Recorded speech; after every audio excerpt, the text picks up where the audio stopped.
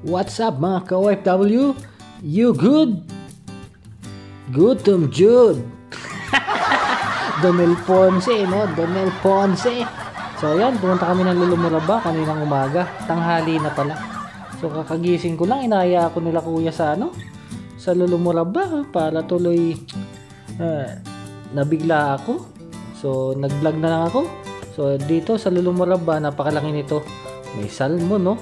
Sa fish section, tapos yung mga promo nila. Yan, napakalaming promo. So nilibot ko na din, baka meron akong maispatan na maganda-ganda. So ang dami naka-promo dyan ngayong linggo. Yan, si Kuya Roger, oh. Kasi uuwi si Kuya Roger. So naghahanap na siya ng mga ipapasalubong niya. Kasi December 8 yata ang uwi niya. Ang flight niya, bakasyon, isang buwan na naman. So sunod-sunod na ang namin dito, ang bakasyon. Pag nagbakasyon siya, sunod si Kuya Kamar. Panghuli ako kasi nauna na si Kuya nung si Kuya Lex nung nakaraang buwan. So isa-isa kaming magbabakasyon dito sa accommodation namin. So libot kami ng Lulumuraba. So ayan, blinag ko na din yung Lulumuraba at para naman masiyahan kayo. So yan, masarap yan, yung mga nuts na yan.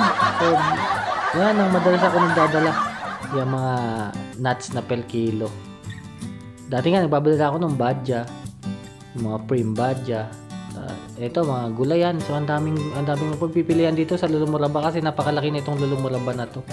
Tapos malakas talaga ang tao diyan, malakas ang customer.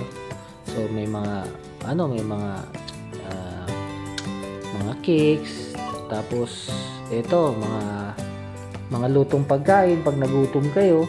So may mga tindang lutong Pinoy. Nakita niyo yan, lutong Pinoy yan. So may pansit nga, yung pansit, tapos sinangag.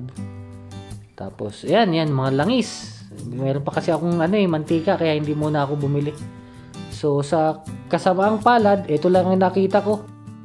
Himalayan pink salt. So ito napag-diskitahan ko. 13 siya. So 8 na lang. Binili ko na. If you like this video, you can follow me on Facebook, YouTube and TikTok. Thanks.